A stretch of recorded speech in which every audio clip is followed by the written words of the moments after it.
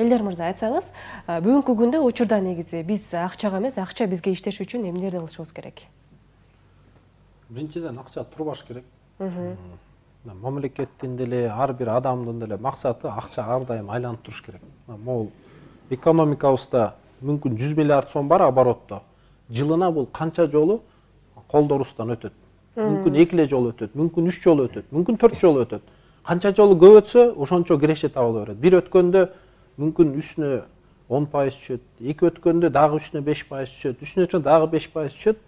Бул мамлекеттин максаты акчаны ар дайым айландырып туруш керек. Муну ушул сыяктуу передачалар аркылуу түшүндүрүш керек. Улуттук банк, өкмөт муну элге түшүндүрүш керек. Биржаны түзүп бериш керек элге, биржаны иштетиш керек. Мал базар бизде өзүнчө биржа. Ооба. Мен эсимде бар, ошол 4-5 курста программист болуп иштеп, өзүмдүн биринчи айлыктарымды чогултуп, ошол кезде бир 50-60 миң сом болсо керек. Анан досум дагы бир 20-30 миң сом акча кошуп, биз бир 80 миңге бир 13 топок сатып алганбыз. 6-7 миң сомдон. Жазында барып эле мал базарга кирдик. Токмоктун мал базарына 13. Ошо музоо сыяктуу эле мындай кичинекей эле торпокторду сатып алдык. 6-7 миң сомдон. Анан того жиберип ийдик. Кетти. Анан күзүндө түштү мал. Күзүндө түштү, ошол 13 музоо болчу. Бирөө жоголуп кетиптир, карышкыр жеп кеттибиз эмне. Анан баары жанагы шарп деп коет, ошо менен ооруп калыптыр жанагы. Оозлорунан шилекей агып эметип.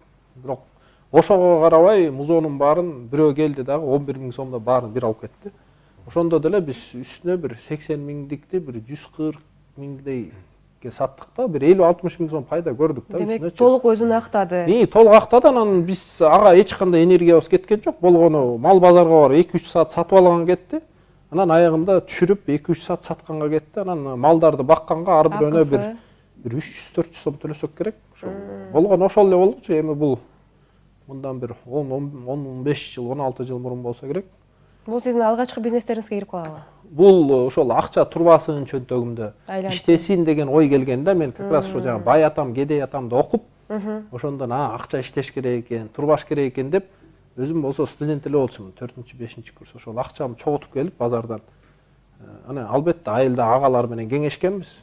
Музоо алса болобу, жайлоого кетсе кайра келеби, карышкыр баарын жеп кетпейби деген суроолор пайда болгон, жана тобокелчиликтерди атпайсызбы. Ошол кыскасы акча иштеш керек. Эми иштетүү жолдору толтура. Бирөө биткоин менен иштейт, бирөө биржа менен, бирөө мал менен, бирөө чөп алат. Өткөндө Лейлек жака барсам, жерде сүлүктүнүн көмүрүн жазында, жайында сатып алат экен арзан кезинде. 1 сом 50 тиын, 2 сомдон килограммын. Анан кышында 4-5 сомго чыкканда кышында сатышат экен. Бирөөлөр упаковкалайт экен. Эми Кыргызстан булуң бурчунда өзүнүн ыкмалары бар, өзүнүн товарлары бар. Аны кылса болот. Адам жатпай эле ойгонуп туруп, базарды кыдырып эл менен сүйлөшсө эле жолу табылат. Кыскасы акча иштеш керек.